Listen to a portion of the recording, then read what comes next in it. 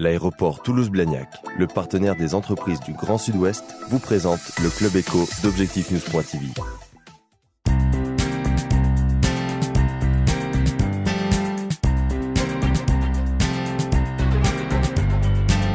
Merci de nous rejoindre sur objectifnews.tv pour ce nouveau rendez-vous décideur. Bonsoir Emmanuel Lassalle-Michel. Bonsoir. Vous êtes président de la FNAIM de la Haute-Garonne. Première question peut-être très économique et sur les prix. Est-ce que la hausse des taux d'intérêt a déjà une influence sur les prix de l'immobilier ? Alors, pas pour le moment à Toulouse. Néanmoins, nous, en tant que professionnels, c'est évident que c'est une inquiétude. Mais pour les prix de l'immobilier, on n'a pas d'impact pour le moment sur le prix du mètre carré et pas moins d'acheteurs intéressés par un investissement dans l'immobilier, que ça soit au niveau de la résidence principale ou que ça soit vis-à-vis de l'investisseur qui destine le logement à du locatif. Est-ce que vous anticipez quand même une réticence peut-être des ménages à faire un crédit immobilier ? Alors, on peut toujours l'anticiper, mais c'est difficile tant que ça ne se met pas en place et qu'on n'enregistre pas de différence de comportement sur le marché. On peut pas faire, on peut pas, voilà, on peut dire effectivement aux vendeurs attention, sachez qu'on est en période de hausse de taux, que ça va peut-être diminuer la solvabilité des ménages. Alors, ça peut accélérer le désir de vente de certains en se disant mais peut-être que je vais mieux vendre maintenant que d'ici quelques mois si jamais les taux d'intérêt augmentent. Voilà. On est un peu dans une période d'expectative. Oui, pour l'instant, c'est pas assez sensible. On est quand même sur des taux qui continuent à être bas. Toujours bas. D'accord. Ouais. Donc pour l'instant, c'est vrai que ça n'a pas pour le moment d'impact. Comment se situe Toulouse par rapport aux autres grandes villes de province au niveau des prix ? Oui. Alors on est un petit peu en dessous des prix au mètre carré que vous pouvez rencontrer sur Lyon. On ne va pas parler de Paris, qui est atypique, mais que ce soit Lyon, Marseille, Bordeaux nous a quand même rattrapé au niveau des prix. Mais c'est vrai qu'on est en dessous des prix de ces grandes métropoles. Alors, moi, je ne peux pas dire, je n'en sais rien. On essaye de voir, je vous le disais, on a une prochaine assemblée générale qui va être très orientée économie et innovation. Essayez de savoir pour quelle raison. Et pour voir si effectivement il y a peut-être des moyennes de revenus qui sont un petit peu plus bas. Alors ça, pour l'instant, on ne l'explique pas, mais certainement que les revenus des ménages ont une influence sur ce maximum de prix qu'on n'arrive pas tellement à dépasser pour le moment. Alors pour autant, il n'y a pas non plus de baisse des prix. Donc a priori, on est sur un marché qui est en phase entre les ressources des accédants à la propriété et l'offre qu'on peut leur proposer. Alors vous êtes présidente de la FNAIM 31 depuis 2009. Oui. Quelles actions vous avez mises en place ? Alors, on a mis plusieurs choses en place. Alors, on a mis en place l'AMEPI. Donc, l'AMEPI, c'est le fichier commun des exclusivités. Alors, c'est un petit peu une révolution dans l'immobilier puisqu'on a réussi à se faire à faire que entre concurrents, que tout le monde s'entende. Donc, on a aussi bien, il y a tous les syndicats professionnels de l'immobilier qui sont réunis à l'AMEPI, et les indépendants qui sont représentés, mais également toutes les agences de réseau, toutes les enseignes que vous connaissez, Orpi, Century 21, etc., la Forêt.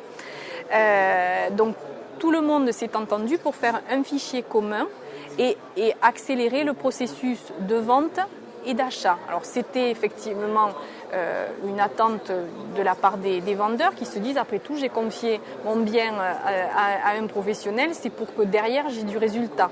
D'accord ? Alors, à travers une agence, vous n'avez jamais que les contacts de votre propre agence. Si effectivement vous multipliez, on est 120 agences actuellement. Donc, si vous multipliez la force de vente en la développant à travers 120 agences, chaque client de chacune de ces agences va pouvoir se voir proposer le bien que vous avez rentré, vous, dans votre agence. Donc ça, particulier qui s'adresse à une de ces agences qui fait partie de la MEPI, on peut lui faire une sélection à travers une offre d'à peu près 1000 et quelques produits. Donc c'est vrai que jamais une seule agence aurait eu autant de produits à proposer si on s'était adressé à elle sans l'existence de ce fichier. Est-ce que les agences d'immobilier se sentent menacées par les offres low cost qui existent aussi sur ce marché-là ?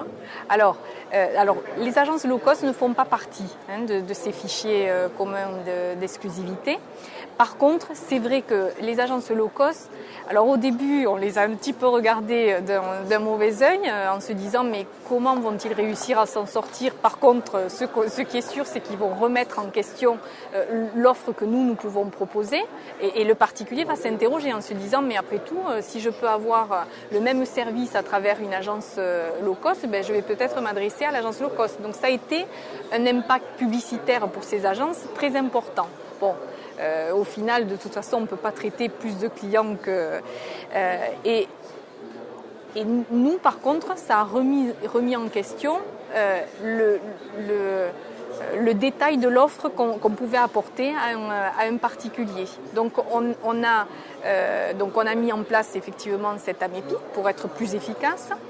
On a mis en place au niveau de la FNAIM le marqueur des prix de l'immobilier. Donc aujourd'hui, depuis début janvier 2011, on a un fichier qui est accessible pour le particulier lorsqu'il se présente dans une agence immobilière FNAIM.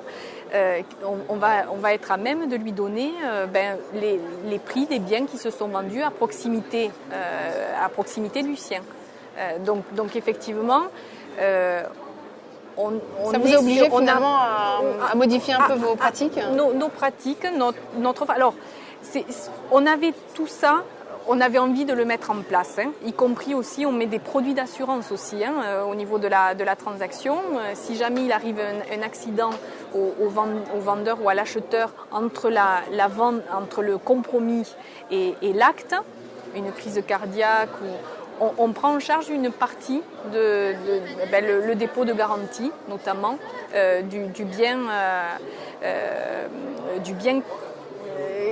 vis-à-vis duquel il sera en difficulté d'acheter. Et on prend également en charge, dans le cas d'un bien qu'on serait obligé de revendre dans les 2 ans par accident, soit par mutation, soit parce que la famille s'agrandit avec des naissances multiples, etc. On a aussi une prise en charge de la perte de valeur dans le cas où le marché de l'immobilier se retournerait. D'accord ? Donc, on avait tout ça dans les idées de ce qu'on voulait mettre en place, mais c'est vrai que l'avantage que nous a valu, sans le savoir, le low cost, c'est qu'en fait, ça a accéléré vis-à-vis des agences immobilières l'envie de mettre en place tous ces dispositifs. D'accord. Donc moi, ça a servi finalement mon message en leur disant attention, soit vous allez être obligé de faire plus de qualité et vous maintiendrez, enfin vous justifierez vos honoraires, soit vous serez obligé de prendre le risque de travailler avec des honoraires au rabais, mais peut-être avec un manque de viabilité au niveau de votre entreprise. Merci Emmanuelle Lassalle-Michel d'avoir accepté notre invitation. Merci.